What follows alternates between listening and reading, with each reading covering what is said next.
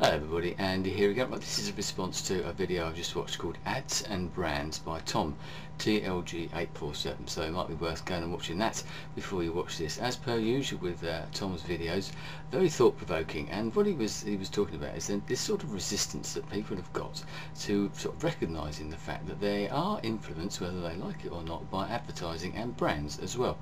One of the reasons I think is that we all want to feel that we're individuals, and we all like to think that we're an individual person who can't be swayed by anything. We're not following the herd, we're not sort of being herded to a particular brand like sheep and things like that. And I think we're all like that, but we have to admit that we are, whether we like it or not. I think we are affected by advertising in one way or another.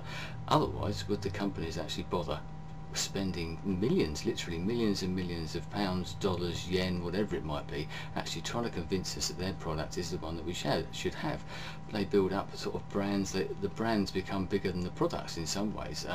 Anybody who's read the book No Logo, or maybe even seen the film, will know what I'm getting on about there, about that sort of thing. They build up the brands, and the brand becomes more important than the sort of product, and it's worn like a badge of honour by some people. Some people actively get very, very engaged and maybe become a bit obsessive about, protective even, about particular brands, particular styles of clothing, or particular makes, whatever you want to call it. We always see now some of the big designer clothing people, that people aspire to get that sort of thing. People aspire to get sort of Donna Karan stuff, or Prada, or all these sort of people, and watches especially, Rolex and Omega watches, and all these Breitling and all these sort of things. You see these big flashy adverts on the back of magazines or in colour supplements and things like this, and they are meant to be sort of aspirational, so they're trying to get you in that way. There's nothing about maybe how good the product is. It's purely to do, it's an aspirational thing, that you've got the money, you can afford to get this sort of thing, and that's why you get all the copies, I suppose. But there is a lot of peer pressure with these sort of things as well, especially amongst the young, but I think that cuts right across every sort of age group, and it's very hard not to actually get involved with that sort of getting in with the herd, that sort of logo sort of thing that goes on.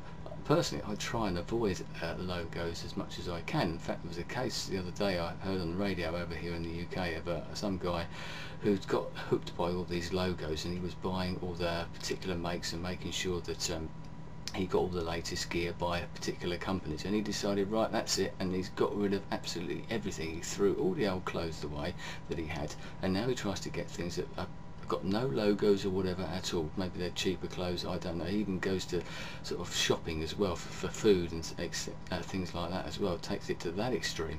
I think that is taking it a bit of an extreme way, going about things. But I think we, as I said, we feel that we're individuals. We don't want to feel that we're influenced and being swayed by the adverts, but I think ultimately we are. We all strive, as I said, for certain things.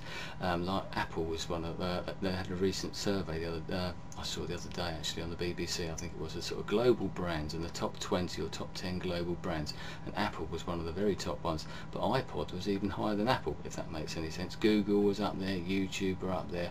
These are things that people can probably name and who think are hip, I imagine, but that's another thing. They're in fashion, so you go and buy them.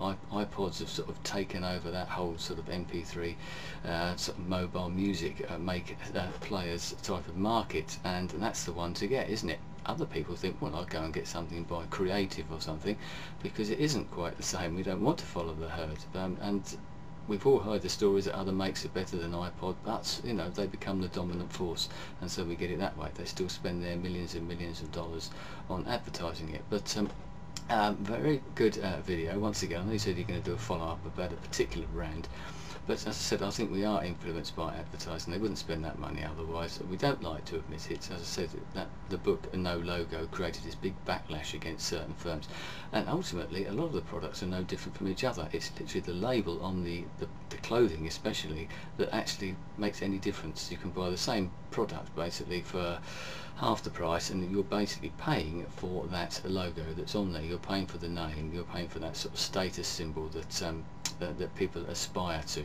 Having just been to New York and bought a couple of things for my son, I can very much say that he wanted a particular t-shirt, a particular polo shirt by a particular maker, and the price of it is something that I would never pay personally, because I think, well, I'm not paying that. That's far too high a price. Nothing to do with the logo or anything like that. If something's good enough, I'll pay the price for it, but I'm not paying for a label. So maybe it doesn't affect me in some ways, but I know for a fact that other things do affect me. Having just seen the new iPods that have come out, I'm very tempted to get a new Nano. So maybe I've been sort of reeled in like a fish, and I think we all are, but some of us don't want to admit it. But I'm happy to admit, well, I say happy, I'm unhappy and probably out of pocket, and I will admit that maybe I do get influenced and swayed by adverts. We all read reviews in newspapers and magazines of films, of books, of CDs, of everything, and we're affected by or influenced by those reviews. They are in effect little adverts,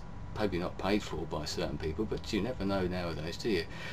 Whether sometimes, you know, there's a few backhanders, a few dollars or pounds being sort of spread along. You know, if you go to somewhere, you get a CD, get into a film for nothing, go to a gig for nothing or something like that, you're more likely to give something a better review, aren't you? But that's a cynical point of view. So I think we're influenced by lots of different things, not just adverts, but as I said, by reviews and all that sort of thing, and it draws us in. Anyway, I think that's enough for now. Thanks very much for the video, Tom. Very thought-provoking, as I said before, as per usual. So thanks for your time. I'll speak to you again soon. Goodbye.